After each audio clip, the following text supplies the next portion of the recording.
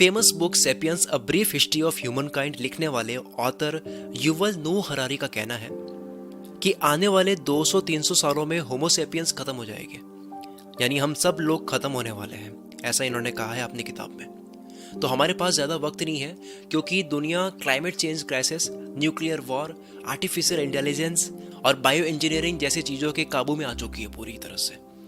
तो अपना टाइम और अटेंशन उन कामों पर लगाओ जो रियली वर्थ इट है, जो आपको लगता है कि काम का है, केवल वही करो। टाइम काफ़ी लिमिटेड है, चीज़ें काफ़ी लिमिटेड है, तो खर्च भी ऐसे ही करो कि कोई रिग्रेट ना रहे, कोई पछतावा ना रहे। पैदा होने के साथ ही बात तय हो जाती है कि हमें इस दुनिया से कब जाना है, हमारी जो मरने की तारीख है वो भी डिसाइड हो जाती है।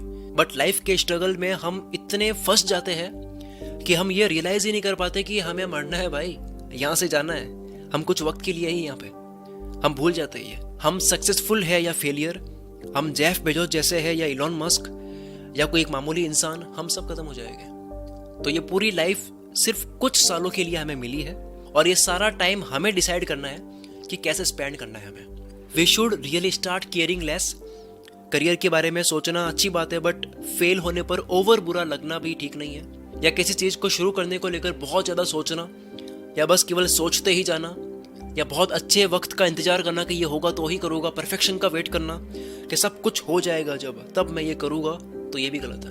क्योंकि इस पृथ्वी पर आप हजारों सालों के लिए नहीं हो। अगर आपकी अभी एज है 25 साल की, अगर आप अभी 25 के हो, तो अगर एक इंसान की एवरेज लाइफ हम ये माने कि 60 की होती है, कि आप 60 तक दौड़ भाग सकते हो, तो भी आपके पास में 35 साल ही है। और 60 तक आप एकदम फिट रहोगे इसकी भी कोई गारंटी नहीं है कि आप एकदम एक्टिव रहोगे अपने काम में, जो भी आपका काम है। एक बार अगर 50 माने कि 50 तक आप अच्छे से काम कर सकते हो जो भी आपको करना है, तो आपके पास केवल 25 साल ही है अपने जीवन में जो भी करना है, जो भी आपके अंदर के कीड़े हैं कि मेरे को ये बनना है, वो बनना है, ये बनाना है, वो करना है, वो सब करने के लिए आपके सामने केवल 25 साल ही है।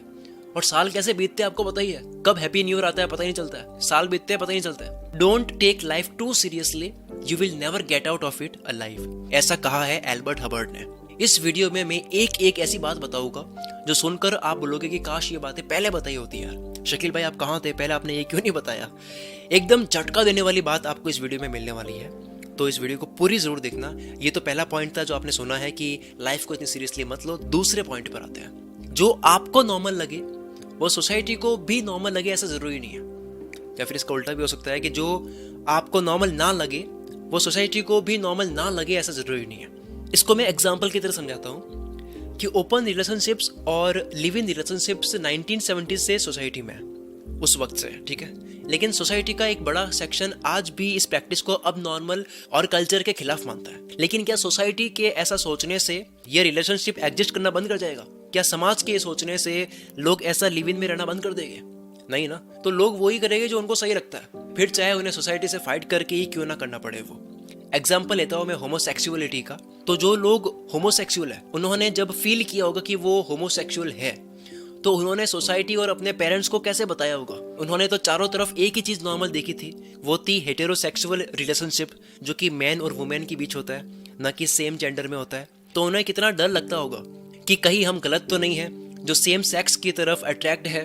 तो भले सोसाइटी के लिए ये नॉर्मल नहीं था, उनको लगता था कि यार सोसाइटी के लोग क्या सोचेंगे पता नहीं, लेकिन फिर भी सोसाइटी के लिए क्या नॉर्मल है वो ना सोच करके, और सोसाइटी उनको कैसे लेगी, उनके थॉट्स को कैसे लेगी वो ना सोच करके, इसकी परवाह ना करके उन्होंने पूरे लीगल सिस्टम को ही हिला दिया।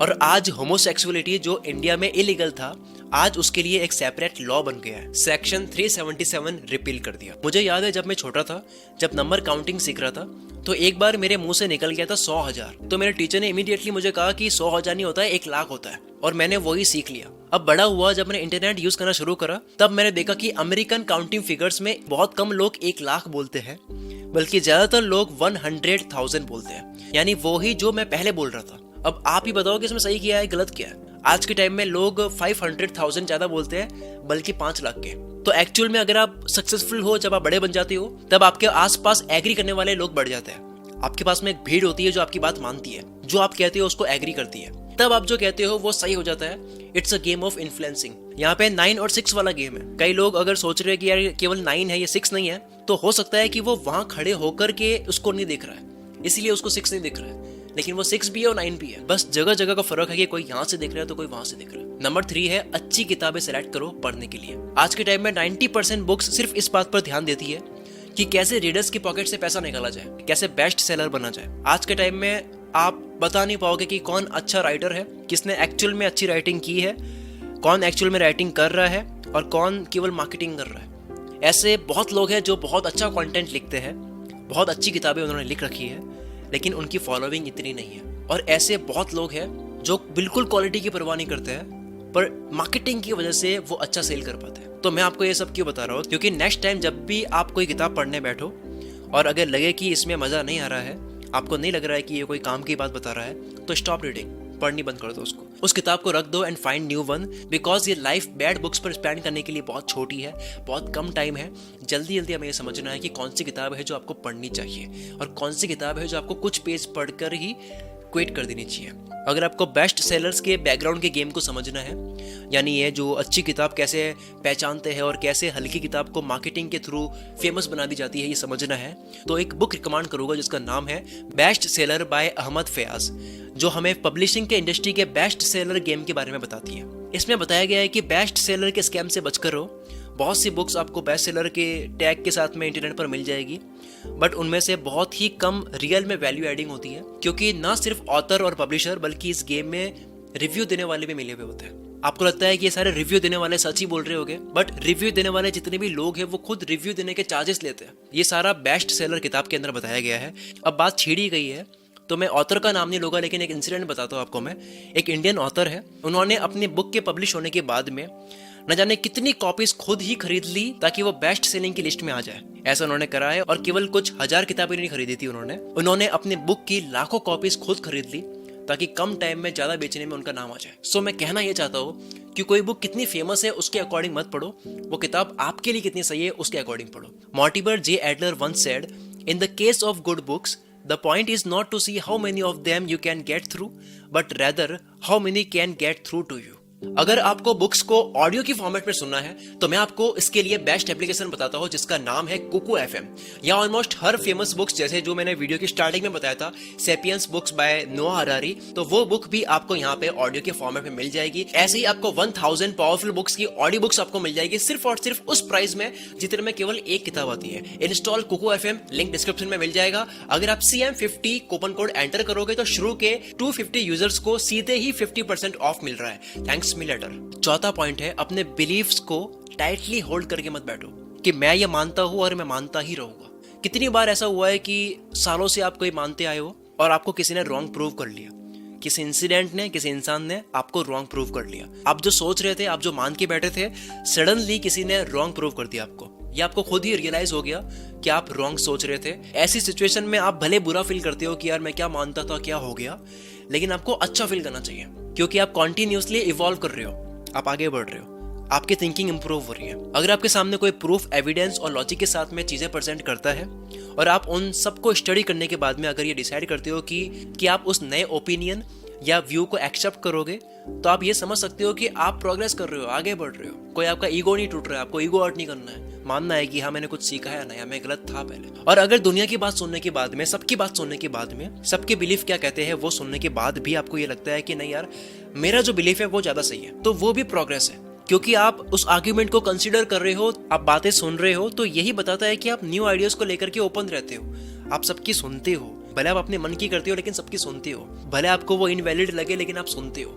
पांचवा पॉइंट, कहने का तरीका जो होता है वो रंग बदल देता है, वरना दुनिया में कोई बात नई बात नहीं है। बहुत लोग ये सोचकर एक्शंस नहीं लेते हैं कि ये चीज जो मैं करने वाला हूँ, ये जो मैं सोच रहा हूँ, ये तो ऑलरेडी किसी ने कर दी है, तो इसमें मैं नया क्या करूंगा। मतलब वो स्टार्टिंग में ही नया करने के बारे में सोच रहे हैं, स्टार्टिंग में ही उनको खोज करनी होती है। लेकिन आप जब स्टार्ट करते हो, जब आप उसको अच्छे से करने लग जाते हो, तो इनोवेशन बाद में ऑटोमेटिकली आने लगती है प्रैक्टिस के साथ में। बहुत लोगों में ये कॉम्प्लेक्स होता है कि वो ऑलरेडी की हुई चीजों को करना बहुत बोरिंग समझते हैं, बट एक बात वो भूल जाते हैं कि हर इंसान एक दूसरे से अलग है, चीजों को देखने का, समझने का तरीका अलग है, एक्सप्रेस करने का तरीका अलग है, सबका अलग अलग तरीका होता है अपना। आप एक हॉल में बैठाकर एक ही फिल्म को 500 लोगों को दिखाओ और सबसे कहो कि उस मूवी को देखने के बाद में डिस्क्राइब करें, तो 500 अलग अलग व्यू पॉइंट्स और एक्सप्रेस करने के वेज आपको मिल जाएंगे। तो इस मिथ में मत रहो कि मैं इस दुनिया में सबसे अलग बात करने वाला हूँ, ऐसी कोई चीज है ही नहीं जिसपे बात ना हुई हो इस दुनिया में।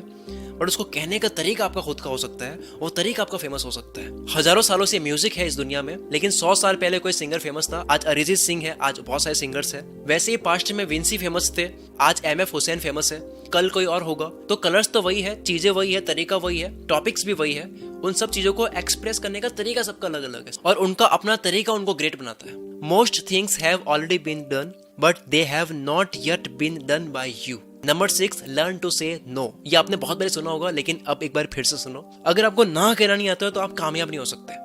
लाइफ में एक चीज में कामयाब होने के लिए, उस एक चीज को यस बोलने के लिए आपको बाकी की सारी चीजों को ना देना सीखना होगा। रूथलेसली आपको ना बोलना सीखना होगा। नो बोलने की भी बहुत सारे तरीके होते हैं। आप पोलाइटली भी नो बोल सकते हो। जैसे आप कैसे नो बोल सकते हो किसी को, अगर आपको नो बोलना है तो आप बोल सकते हो, आई अप्रिशिएट कि आपने इस काम के लिए मुझे अप्रोच किया, but right now I am very occupied. या फिर आप कह सकते हो कि मैं इस काम के लिए मुझसे बेटर एक इंसान को जानता हूँ, आप उस इंसान से मिलो, मैं कांटेक्ट करवा लेता हूँ और उससे वो काम करवा लो। ये तो केवल एग्जांपल है, आप अपनी लैंग्वेज बना सकते हो। अगर दुनिया इतनी आसान होती तो लोग अपने घरों और प्रॉपर्टीज के चारों तरफ बाउंड्रीज क्यों बनाते? बाकी लोगों को ये बताने के लिए कि इसके अंदर बिना परमिशन के आप नहीं आ सकते। अगर आपको एंटर होना है तो आपको परमिशन लेनी होगी। उसी तरह से अगर आप चाहते हो कि लोग आपको आपके काम के अलावा किसी और चीज के लिए अप्रोच ना करें और आपके काम की रिस्पेक्ट करें, तो आपको अपने काम के चारों तरफ बाउंड्रीज बनानी होगी। लोगों को क्लियरली डिफाइन कर दो कि आप इस काम को लेकर बहुत सीरियस हो, आप सिर्फ वही काम करते हैं, उसके अलावा और कुछ नहीं करते हो। कुछ स्पेशल लोगों को छोड़ करके आपको ये करना है, सबके साथ नहीं करना आपको। कुछ लोगों को इनिशियली बुरा लग सकता है, बट टाइम के साथ में वो समझ जाएंगे कि आप कैसे हो, वो हैबिचुअल हो जाएंगे। नंबर 7, अपनी बेस्ट चीजें आज ही कर लो, उसे बचाओ मत। जो भी आप बेस्ट चीजें कर सकते हो, जैसे तैसे टाइम निकाल कर आज ही कर लो। अपने बेस्ट क्लोथ्स, अपनी बेस्ट बुक्स, अपनी फेवरेट मूवीज, सॉन्ग्स, चॉकलेट्स, जो भी आप कर सकते हो, एंजॉय करना हो, काम करना हो, कुछ उखाड़ना हो, बड़ा करना हो, अभी कर दो। टाइम बहुत कम है, कल पर मत डालो। लाइफ बहुत छोटी है और पछतावा कहीं नहीं रहना चाहिए जिंदगी में। अभी से इसी वीडियो से आप ये मान लो कि मुझे वो सारी चीजें करनी है जो मेरे करियर के लिए सही है, जो किसी इंसान के लिए सही है, जो गलत काम ना हो, जो आपके दिल के लिए सही है, जो आपके पैशन के लिए सही है, पैसे के लिए सही है, फैमिली के लिए सही है। मुझे करना है, बहुत जल्दी करना है, मुझे सोचना नहीं है बहुत ज्यादा, क्योंकि मुझे डेथ बेड पर जब मैं मरने वाला होगा, जब मेरी एज हो चुकी होगी, तब मुझे किसी चीज का पछतावा नहीं करना है। नंबर 8 और ये लास्ट पॉइंट है, ये सबसे इंपॉर्टेंट पॉइंट है इस वीडियो का। बहुत लोगों ने इसके बेनिफिट्स के बारे में बताया है। प्रैक्टिस डीप ब्रीथिंग जब भी टाइम मिले। 50% लोग ऐसे हैं जो अपने माउथ से ही ब्रीथिंग करते हैं और अपनी हेल्थ को बर्बाद कर रहे हैं। माउथ ब्रीथिंग से आपकी स्लीप की क्वालिटी खराब हो जाती है, आपकी नींद जो है वो खराब हो जाती है, आप अच्छी नींद नहीं ले पाती हो, जॉ लाइन आपकी खराब हो जाती है, मेमोरी आपकी खराब हो जाती है, लर्निंग खराब हो जाती है, सीख नहीं पाती हो चीज़ों को। मतलब आपके दिमाग के ऊपर बहुत ज़्यादा फर्क पड़ता है आप अगर मुंह से सांस लेते हो। और सबसे बड़ा लॉस ये होता है कि आपकी बॉडी से 42% वाटर ज़्यादा लूज होता है। फेमस जर्नलिस्ट जेम्स नेस्टर का कहना है कि कितनी ही अच्छी डाइट फॉलो कर लो या कितने ही आप जिम चले जाओ, अगर आप सही तरीके से ब्रीदिंग नहीं करते हो तो सब बेकार है।